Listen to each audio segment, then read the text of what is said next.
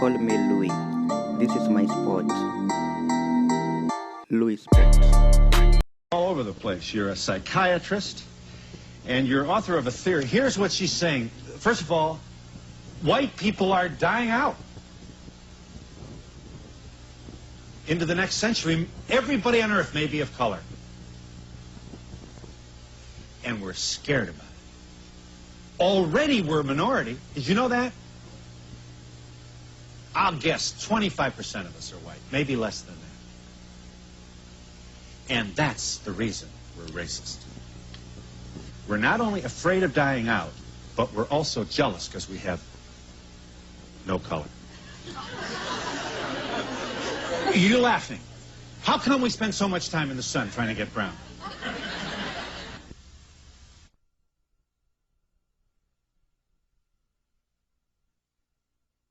Can't make a baby of color.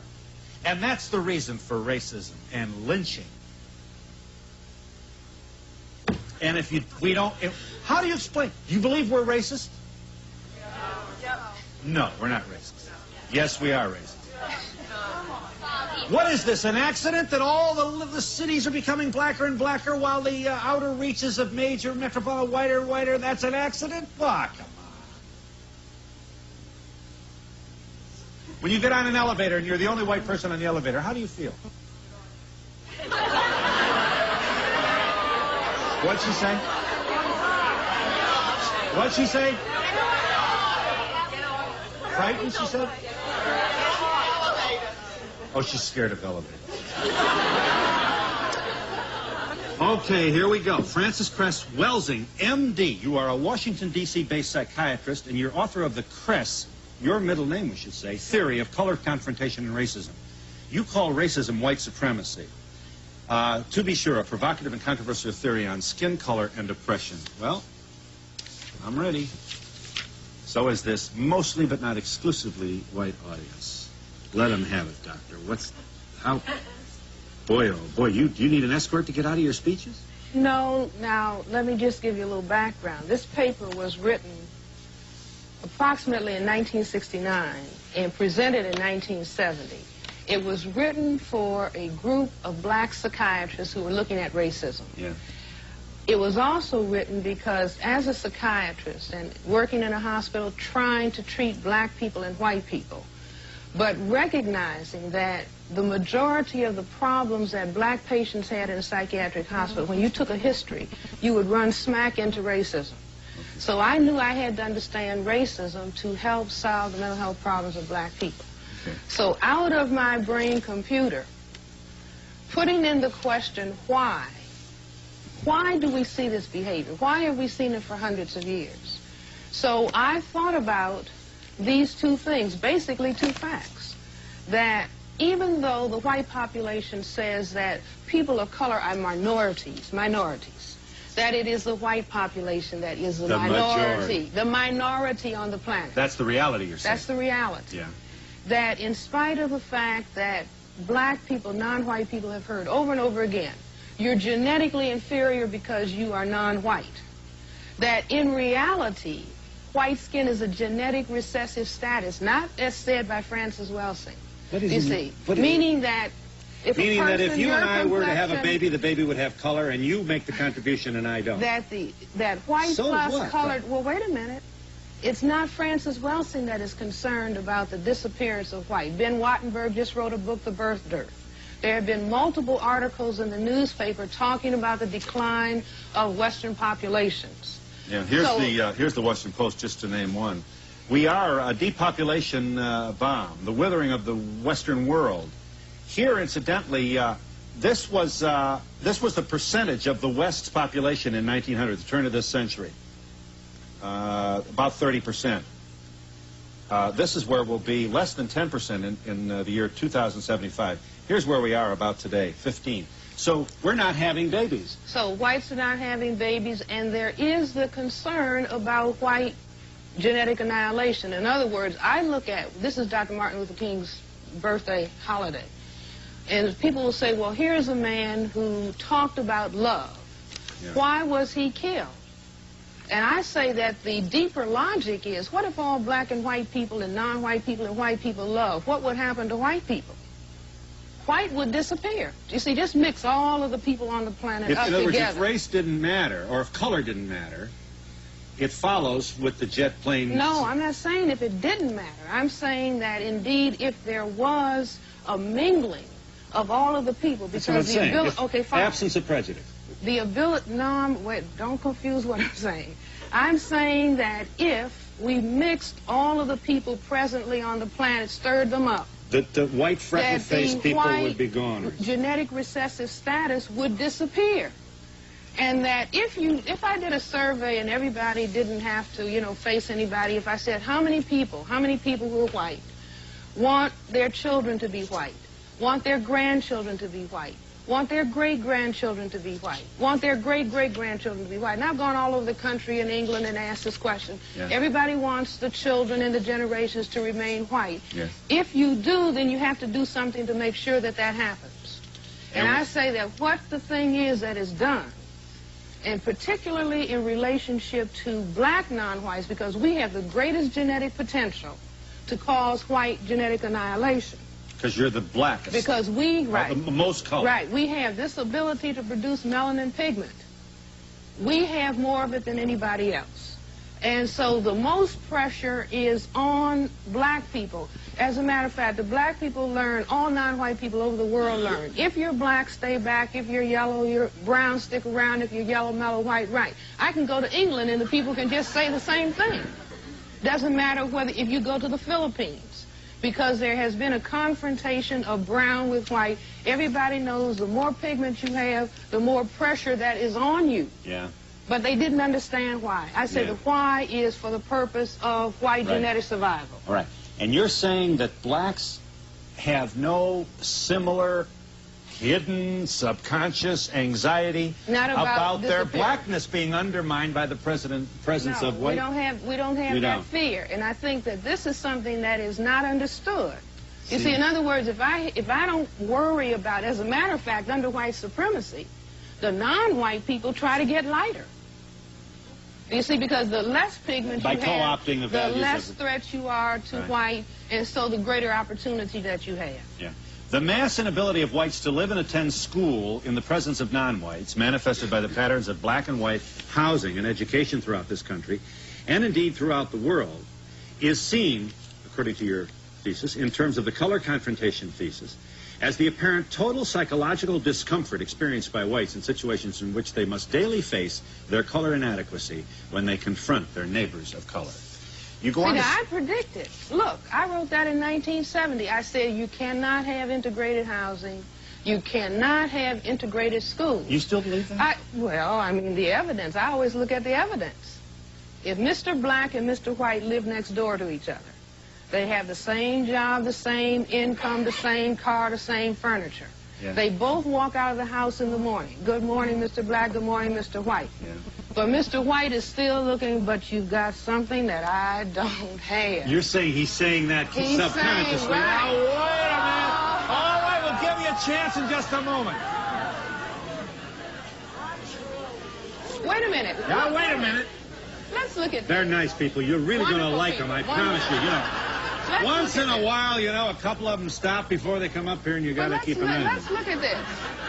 You know, go ahead, look at it. Very fortunately. Now, let me just understand this. See, the reason they're groaning is, you know, that's an awful bad rap to take. Let me just arrogantly try and reword what I think you're saying. Now, don't get crazy. Let me see. Please, Mr. White is looking at Mr. Black, and he's not consciously saying, don't you dare. Not consciously. So it is under here. Not consciously. I mean, we could go on for 3 hours. Not consciously. All right. All right. Okay. I am saying that this behavior is at the subconscious level, and there's a lot of evidence. For example, just on Saturday, the New York Times had an article talking about the percentage of people who want a tan. 66%. I have the article if anybody wants to look at it later. 66% of white adults think they look better with a tan. 70% of white adolescents think they look better with a tan. What do white people? Ooh, I look so pale. Now, Yeah. this is not something that Francis Welsing is putting on people. White females even say their ideal mate is who? Tall, dark, and handsome.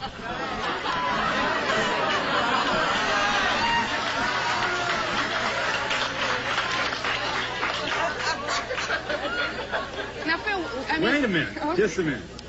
That whites do indeed desire to have colored skin can be seen by anyone at the very first signs of spring or summer, when they begin to strip off their clothes as many pieces as the law will allow, often permitting their skins to be burned severely in an attempt to add some color to their white, pale, colorless bodies, rendering themselves vulnerable to the dreaded skin cancer in the process. Most cosmetics also are seen as an attempt to add color to their skins. Such coloring makeup is even now being provided for the white male. Well, guess who has you-know-what on at this moment? And if you don't mind my saying so, I do. I put it on myself. I don't go to makeup. I have a shine on my nose I've got to take. But I feel better with a little color. And I've got the whitest skin in the whole neighborhood. I'm telling you. No kidding. I'm not bragging. I'm saying as a matter of fact. This is not, my discussion is not about making fun of white people. My discussion is trying to explain behavior. People come to psychiatrists I value and say, your effort here. Why am I doing this? For example, when I was a very small child, I wanted to understand why black men were lynched. I asked my grandmother and parents, why would this be done? And my grandmother gave a statement. She said something like, well, some people just want to act ugly. But that wasn't sufficient, you know, as a psychiatrist. May I interrupt for just a moment? Here's the read on that, and I know you want to add to this or make it just a little more complicated. The black male was lynched and often castrated because of the white male fear of the black male's, the myth is the black male's extraordinary sexual capacity.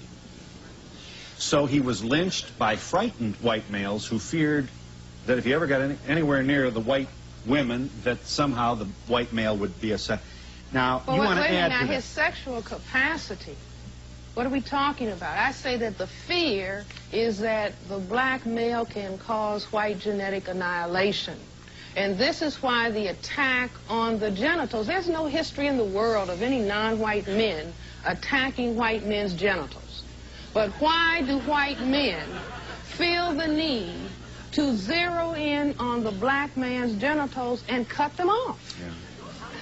You see, and a lot of this is played out in symbolic behavior in this culture. For example, the culture says, keep your eye on the ball. Yeah. Now, wait a minute. Look at something that, I get there through this one second. see, look at something that people do not look at. Look at the game of billiards. See, the psychiatrist knows that through games we play out subconscious activity. Yes, they do. Okay, now look at this game. Here's a game with colored balls. Yes. All over the table. And guess who gets to shoot the ball? The white ball knocks all the colored balls under the table. And often And saves the then black the one black ball, right, till last. till last. Because there's a specialness about the black. Yeah. Let me, Dr. Welsing, now, you're not surprised at the response of this audience. Just a couple of things here for the sake of our conversation. First of all, we welcome your contribution. That is, for what it's worth, I certainly do. Which does not mean, therefore, that I or this audience necessarily agree with everything you say. But let me tell you what I think is important. I don't think we've asked enough questions about this thing called racism, which has, in my opinion, the capacity to bring us down as a nation, if not, certainly not only here, but in many parts of the world. It is in the American bloodstream, and it's especially manifest here. So good for you trying to figure this out, because no kidding, it's my opinion, not enough smart people are really speaking to this. We run away from this. Another point you make, you think the token black is an effort to assuage this hidden feeling that we have? Is that, how do you explain? Well, the token black, I mean, you might say that was under pressure. You see, that you have to, the civil rights movement, you have to include some non-white people. But every effort is made to move around that. Mm-hmm. And I understand, I mean, it's tragic and it's injustice. Yeah. And I'm not just saying here, I'm saying all over Right. this planet, whether we're talking about South Africa. And see, one important example that people do a lot of surface talking about Yeah. is the Holocaust. See how quiet it is? What's the the Holocaust in Germany was because what? Because the Semites of the Jewish religion were said by the Europeans to be non-white people. The Holocaust didn't just occur. So you think that there's Wait a minute. Do you see what I'm saying? If we have denial going on about this, all you have to do is look at what the Nazis are saying today. And what the Klan is saying today. So you're saying anti-Semitism has the same root? If you read Hitler, if you read all the documentation... Anti-Semitism has pigmentation as it's under the... Had to do with the Semites. Look at the part of the world that the Semites come out of. I say that the word Semite comes from the Latin prefix semi, meaning half. It's a word like mulatto. It means a combination of black African women, Greek and Roman soldiers, and you had that mixture. 2,000 years of continuing mixture in Europe made a lighter group of people. Okay, can I just... that were still considered to be non-white. When you use lighter and... you say recessive, and you use the word recessive gene. I think I know what that means. This is not my language. This is the language of formal genetics. That's true. But you equate recessive with inferior. Now, just hang on one second. I don't claim to be the first one to bring this to your attention, but aren't you dangerously close to Joseph Mengele with all this? No. How about Shockley? No. Wait a minute. No. What I am trying to do is explain some very, very important behavior on the planet that other people have shied away from dealing with. Yeah. Do you see? And to say that because you talk about it, it's just like if somebody studied tuberculosis and say, well, are you against the tuberculosis organism? No, you're trying to understand Well, but you do bring judgments on me. So when you equate recessive with inferior, that's not science, that's judgment. No. I'm not. That's not what I say. I say that the people who are feeling an absence of color, that they look at themselves in that way. And they have a response to therefore say, if I can get in charge of all these non-white people, then I am going to be superior. So nobody is uncomfortable in the white collective with all the white superiority that goes on every day. Look at television. White. Wait a minute.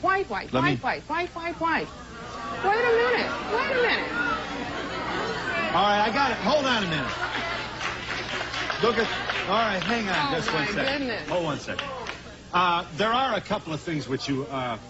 listen, there are people out there who say, look at all the progress we're making.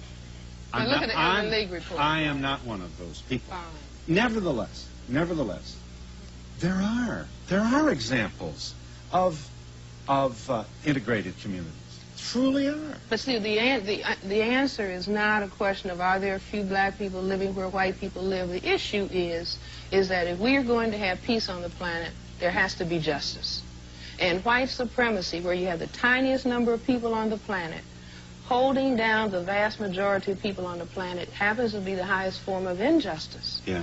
And so if we are going to have peace, see, I'm not talking about destroy white people, I'm saying, but we do have to eliminate white supremacy. And I say in the back of that paper, the challenge to white behavioral scientists, help people who classify themselves as white become comfortable with their color and comfortable with their minority status, so that they are not feeling negative and then mistreating all of the people that they say are, what, non-white.